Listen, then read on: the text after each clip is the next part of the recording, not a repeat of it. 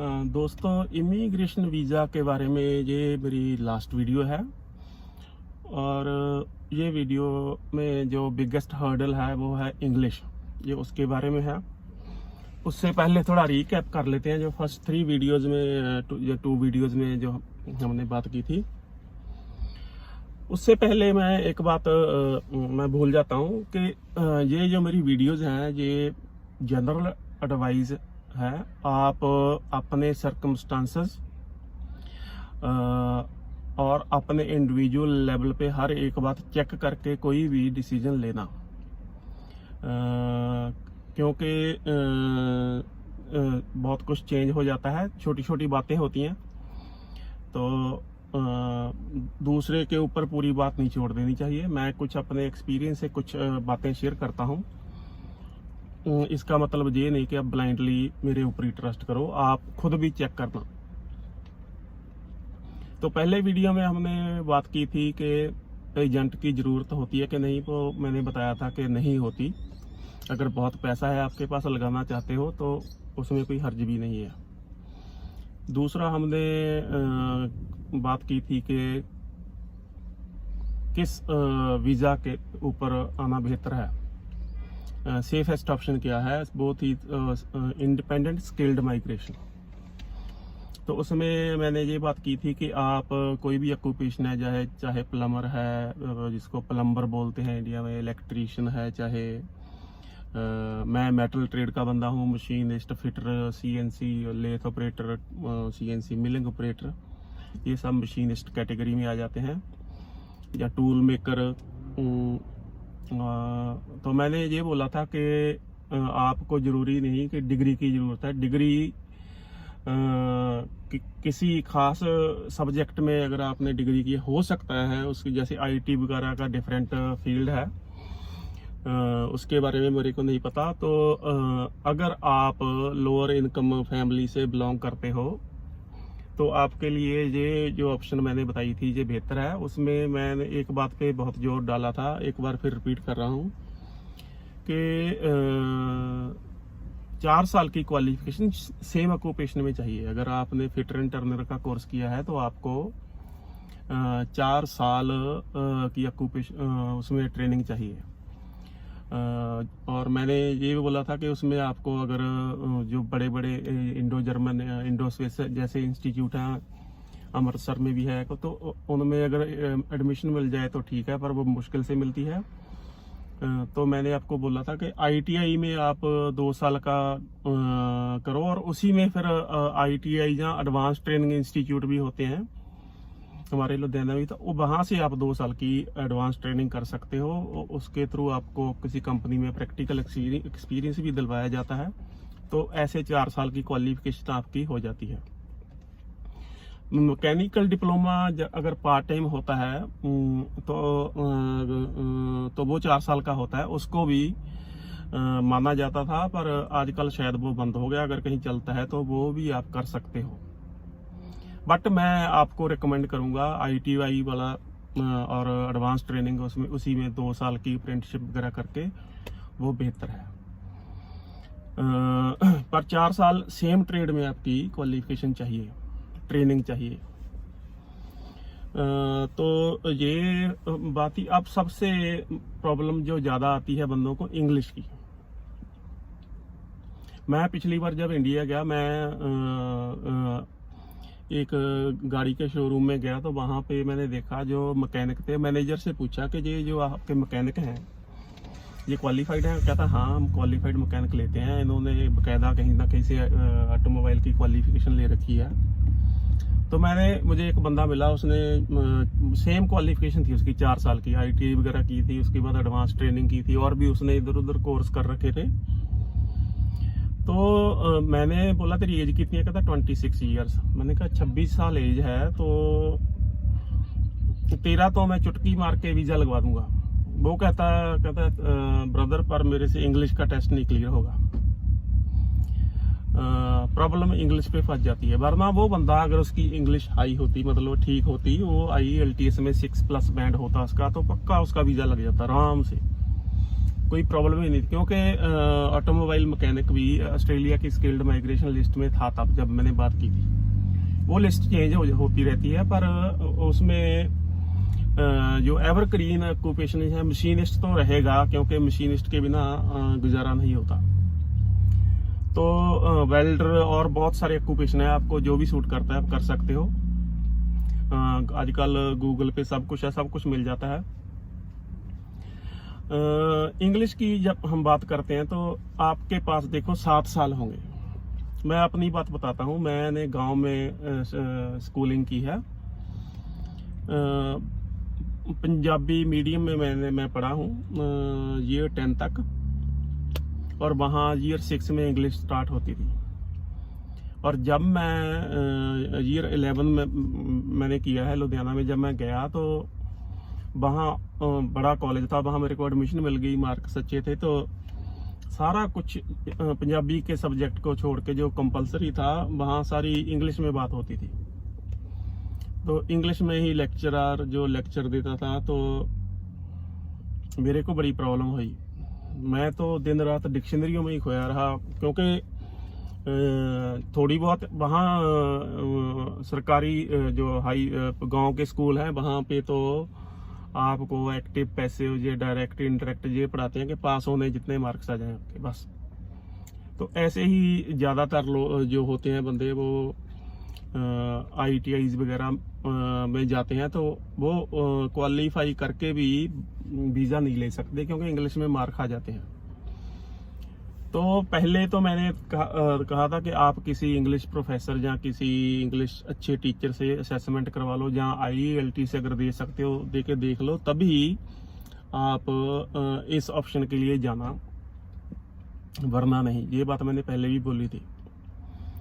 पर अगर आप इंटेलिजेंट बच्चों में आते हैं और ऐसे बच्चे ज़्यादातर डिग्री की तरफ चले जाते हैं, तो अगर आप लोअर इनकम फैमिली से हैं फिर आपको आप जा सकते हैं, पर आपको काफ़ी मेहनत करनी पड़ेगी इंग्लिश के लिए। मैंने आप मेरी देख लो, अगर मैं हिंदी में जैसे IELTS जैसा टेस्ट दूं कोई, तो मेरा 6 से ज़्यादा बैंड आएगा अगर सिमिलर कोई टेस्टिंग सिस्टम है। तो मैंने हिंदी कहाँ से सीखी? मैं तो पंजाबी मीडियम में पढ़ा हूँ, वहाँ एक सब्जेक्ट था हिंदी का, वो भी थोड़ा बहुत पढ़ाते थे, कोई ज़्यादा नहीं पढ़ाते थे। तो हिंदी फिल्में देख के, हिंदी में नावल पढ़ के और हिंदी न्यूज़ वगैरह देख के, अगर कोई साथ में बंदा मिल गया यूपी से है, बिहार से है, जहाँ बॉम्बे से या कहीं से, महाराष्ट्र से या कहीं से भी मिल गया, तो फ्रेंड बन गया, तो उसके साथ बातें कर करके हिंदी सीख गए। तो इंग्लिश कोई बहुत मुश्किल नहीं है, बस एज सिंपल एज दैट। ये सेम चीज़ जो जैसे मैंने बताया कि मैंने हिंदी कैसे सीखी, ऐसे ही मैंने इंग्लिश सीखी। जब मुझे लगा कि मैंने अब जाना है, अब तो इंग्लिश का टेस्ट देना ही पड़ेगा, तो मैंने 2 साल में इंग्लिश को इम्प्रूव किया और मेरा 7 बैंड आया था।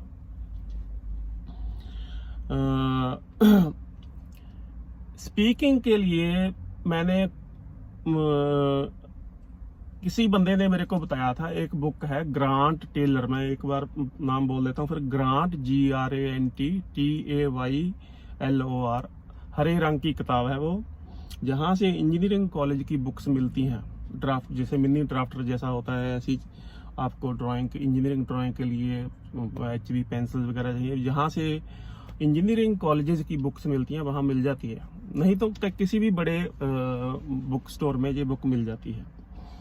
ये ग्रुप 2 या 4 बंदों का ग्रुप, 2 बंदे मिनिमम तो चाहिए, क्योंकि उसमें जो कन्वर्सेशन है, उस बुक का नाम है इंग्लिश कन्वर्सेशन प्रैक्टिस। उसमें कन्वर्सेशन जो दी गई हुई है वो 2 बंदों की है, एक बंदा सवाल पूछता है, दूसरा आंसर देता है।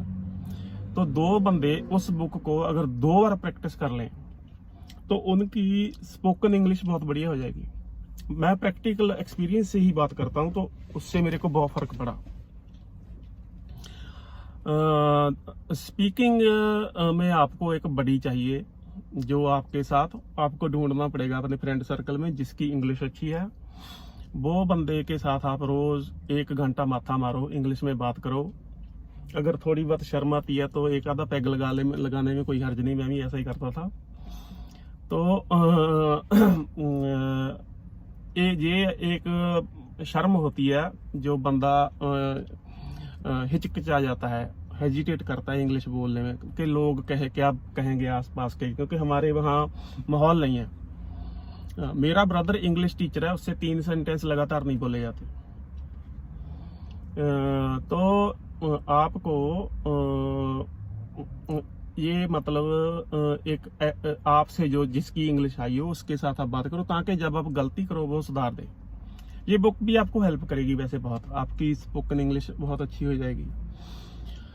तो राइटिंग आपने कैसे इम्प्रूव करनी है, और रीडिंग, यहाँ पे जब हम टीचर्स को पूछते हैं, जैसे मैं अपने बच्चे को ट्यूशन के लिए लेके गया, तो उस इंग्लिश और मैथ का टेस्ट था। मैंने कहा इसकी इंग्लिश कैसे इम्प्रूव होगी, और तो बहुत हाई फाई टेस्ट था वो। तो उसने कहा if you want to improve your speaking improve करनी है तो रीडिंग करो, राइटिंग इम्प्रूव करनी है तो रीडिंग करो, और रीडिंग इम्प्रूव करनी है तो रीडिंग ही करो। तो उसने तीनों के बारे में बोला कि बहुत सारी इंग्लिश की किताबें पढ़ो। तो आपको मेरे हिसाब से कॉन्वेंट स्कूल में ईयर 8 से ऊपर, ईयर 8 से आप ईयर 10 या 10 लगा लो, कॉन्वेंट स्कूल में का जो सिलेबस है, जो कॉन्वेंट स्कूल में ईयर 8 से ऊपर पढ़ाया जाता है, आपके लिए वो काफ़ी है। उनको जो भी नॉवल पढ़ाया जाता है या स्टोरी बुक पढ़ाई जाती है, ईयर 8 लेवल से ऊपर की किताबें, आपको कोई बहुत शेक्सपियर पढ़ने की जरूरत नहीं। दूसरा, आप डेली परसुएसिव राइटिंग पे फोकस करो। परसुएसिव राइटिंग होती है कि आपने किसी को कन्विंस करवाना है कि ये स्टेटमेंट सही है। ऐसे ही क्वेश्चन आते हैं कि कुछ लोग कहते हैं कि छुट्टियों में बच्चों को खेलने देना चाहिए या खेलने नहीं देना चाहिए, ऐसा टास्क होता है। तो उसके जो इंग्लिश का जो आपका IELTS में राइटिंग टेस्ट होता है, तो उसमें ऐसे टास्क होते हैं। तो उसको आपको उसके हक में बोलना पड़ता है, फिर उसके उल्ट बोलना पड़ता है, फिर नीचे जाके आप कंक्लूजन निकाल देते हैं। तो ऐसे आप टास्क की प्रैक्टिस करें, ऐसी आप सिंपल सी बुक्स लें, और जितनी प्रैक्टिस हो सके फिर आप किसी से चेक करवाएं कि मैंने कहाँ कहाँ क्या क्या गलती की है। टाइम बहुत है, अगर आप इस बात पे चल पड़े तो आपके पास टाइम बहुत रहेगा, तो आप मतलब 2-3 साल के बाद फर्क पड़ जाएगा, पर आपको सीरियसली लेना पड़ेगा।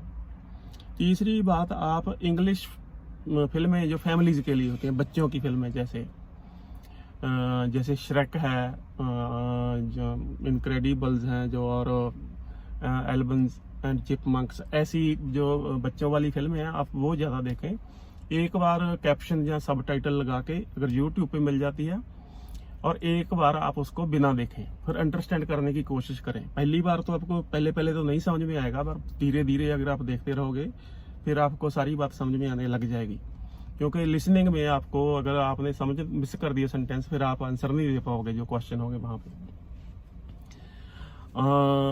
अगर आपके पास डाटा नहीं है इतना, जहाँ आपके पास नहीं कोई प्रॉब्लम है, वैसे तो मेरे ख्याल से आजकल टीवी पे स्मार्ट टीवी आ गए हैं, तो बहुत ऑप्शन है। अगर नहीं है तो आप एक रेडियो ले लो। मेरे टाइम कोई मोबाइल फोन या ऐसे स्मार्ट टीवी कुछ नहीं था। मैंने तो एक दिल्ली से रेडियो खरीदा था, वो 2-3 इंग्लिश चैनल कैच करता था, मैं वही सुनता रहता था।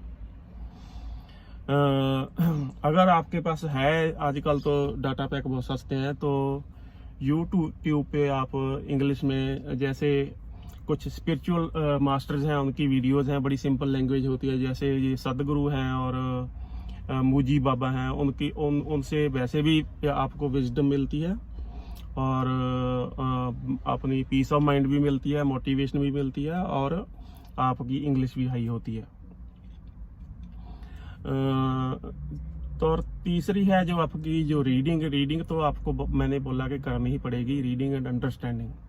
जितनी आप रीडिंग करोगे, फोन पे आजकल गूगल पे एक 5 सेकंड में आदमी वर्ड का मीनिंग ढूंढ लेता है। हमको तो डिक्शनरियों में पेज बाय पेज जाना पड़ता था, और कई बार डिक्शनरी में वो वर्ड होता ही नहीं था, और गूगल पे तो नया ही वर्ड भी आए हैं तो उनका भी मीनिंग मिल जाएगा आपको। और स्पीकर का सिंबल बना रहता है, उसको प्रोनाउंशिएट कैसे करना है वो भी पता चल जाएगा। तो उससे आप जो है आपकी अगर आप रेगुलरली ये करते रहोगे, हिंदी फिल्में, हिंदी गाने, ये टिकटॉक, ये और जो व्हाट्सएप वगैरह आप देखते हो, इसको छोड़ के अगर आप 7 साल आपके पास टाइम है, अगर आप फोकस में मतलब फुल फोकस से आप अपने इस प्लान को इम्प्लीमेंट करने में कामयाब हो गए, आपको वीज़ा मिल गया, तो आप बहुत बड़ा जंप मार जाओगे ज़िंदगी में। इंडिया में 50 साल में भी इतना जंप नहीं मार पाओगे आप। वैसे भी इंडिया में स्किल की कोई कमी नहीं है, इंडिया में कोई जो वर्कर्स हैं उनकी कमी नहीं है। आप अगर बाहर आते हो तो इंडिया का कोई लॉस नहीं हो रहा, एक्चुअली फ़ायदा ही हो रहा है, क्योंकि जो भी बंदा इंडिया आता है कुछ फॉरेन करेंसी इंडिया में भेजता है, उससे कंट्री का फ़ायदा है। और आप वहाँ से जितने लोग बाहर आएंगे उतने वहाँ जो अनएम्प्लॉयड हैं, जो बंदे बाहर नहीं आ सकते, उनको जॉब मिल जाएगी। तो विन विन सिचुएशन है, किसी का लॉस नहीं है इसमें। अगर आप बाहर आ जाओ तो आप अपने बहन भाइयों की परवरिश अच्छी कर सकते हो, अपने पेरेंट्स की देख रेख अच्छी कर सकते हो, क्योंकि बाकी सब कुछ तो इंडिया में अवेलेबल है। प्रॉब्लम अगर किसी को कोई प्रॉब्लम आ गई मेडिकल रिलेटेड, कोई हेल्थ रिलेटेड, तो मनी की प्रॉब्लम आती है, तो फैमिली में से एक भी बंदा बाहर आ जाए तो कितने बंदों की हेल्प हो जाती है। तो इसको आप सीरियसली लो। मैं तो ये मानता हूँ कि अगर मेरे जैसा बंदा कर सकता है तो कोई भी कर सकता है। इवन मेरे से वीक बंदे, जिनकी इंग्लिश वीक थी, वो भी कर गए। जो मैंने बोला कि मैंने 10-11 लोगों की ट्रेड असेसमेंट करवाई, उनमें से 4-5 बंदे कामयाब हो गए, इंग्लिश का टेस्ट क्लियर कर गए। वो 4-5 बंदे मेरे से इंग्लिश में 30% वीक थे, जितनी मेरी इंग्लिश तब थी जब हमने असेसमेंट करवाई थी। तो 30% इम्प्रूव कर सकता है बंदा। इसलिए मैं कहता हूँ पहले आप कहीं पे अगर कोई ऐसा सिस्टम है, टेस्ट करवा लो IIT से एडमिशन लेने से पहले कि कहाँ खड़े हो आप। अगर आप 5.5 प्लस बैंड लाते हो तो आपका 6 प्लस और 7 बैंड आना इतना मुश्किल नहीं होगा, आप कर सकते हो। बंदे में अगर डिटर्मिनेशन है, बंदा अगर जिद्दी है, तो कुछ भी कर सकता है। और अगर एक बार वीज़ा लग गया तो आपकी लाइफ समझ लो बन गई। आपके फैमिली की आप और भी बंदों को एक बंदे को तो लेके आ ही सकता है। एक गरीब आदमी अगर गरीब आदमी की हेल्प करे, अगर एक लड़की आई है तो एक लड़का लेके आ सकती है, अगर लड़का है तो लड़की लेके आ सकता है। इससे हमारे कंट्री की क्योंकि गरीब ही गरीब की मदद करता है, तो फायदा हो सकता है ऐसे। तो बेसिकली यही है। इंग्लिश सबसे बड़ी हर्डल है, क्योंकि आम तौर पर छोटे शहरों में, छोटे कस्बों में, जहाँ छोटे गांव में ये बहुत ही, जिसको ठेठ देहाती लैंग्वेज बोली जाती है, तो उससे बंदों को और इंग्लिश का अगर कोई वर्ड भी यूज कर दे तो उसका मजाक उड़ाते हैं। और जहाँ बड़े लोग आपको मिलेंगे, माँ बोली मातृभाषा का लेक्चर देने वाले भी, तो कोई भी भाषा सीखने में कोई हर्ज नहीं है, अगर आपकी और आपके फैमिली का उससे फायदा हो। कर सकते हैं आप। मैंने किया, मैं तो सीधा एक बात में बिलीव करता हूँ कि अगर किसी के 2 हाथ हैं, 2 पाँव हैं और एक दिमाग है, आंखें हैं, तो वो जो काम वो कर सकता तो मैं क्यों नहीं कर सकता। मैं तो आप खुद को जब भी किया है इस बात से ही मोटिवेट किया है। पहले जब हिचकिचाहट होती है, थोड़ी बंदा हेजिटेट करता है, तो मैं ये थॉट अपने माइंड में लेके आता हूँ कि उसने कर दिया, मैं क्यों नहीं कर सकता। तो मैं अपना पूरा जोर लगाता हूँ और सो फार सो गुड, मैं सक्सीड भी कर जाता हूँ। आप भी कर जाओगे अगर बहुत पीछे नहीं हो, क्योंकि हर एक बंदा डिफरेंट है। हर एक बंदा कहते हैं डॉक्टर नहीं बन सकता, हर एक बंदा इंजीनियर नहीं बन सकता। कुछ लोग जैसे मैथ में बहुत वीक होते हैं पर इंग्लिश में इतने वीक नहीं होते, तो उनको मैथ की वजह से इतना उनमें उनको लेक्चर दिया जाता है कि उसमें उनको एक कॉम्प्लेक्स पैदा हो जाता है। तो यहाँ पे तो इंग्लिश ही काम आनी है, तो अगर इंग्लिश में अच्छा है मैथ को, यहाँ तो कोई पूछता ही नहीं मैथ को। तो और ITI में कोई ज़्यादा मैथ तो होता नहीं, अगर आप बड़ी सिंपल सी कैलकुलेशन जो होती हैं। इवन हमारा डिप्लोमा उसमें हालांकि मैथ था इतना खास नहीं था, सिंपल ही था कुछ। और पास अगर आपने पूरे जस्ट इनफ पास मार्क्स भी ले लिए तो भी काम चल जाता था। तो ट्राई करके देख सकते हो आप। मैंने आपको पहले भी बताया था कि प्लान बी तो इसमें ऑटोमेटिकली है। ठीक है, इसमें एक बहुत गलत बात है जो इंडिया में जो गवर्नमेंट जॉब की के पीछे लगे रहते हैं बंदे। पर इसमें प्राइवेट सेक्टर में अगर मान लीजिए आप सक्सेसफुल नहीं हो पाते वीज़ा लेने में, तो प्राइवेट सेक्टर में इन ट्रेड्स की बड़ी अच्छी अच्छी जॉब्स हैं, तो इसमें प्लान भी है।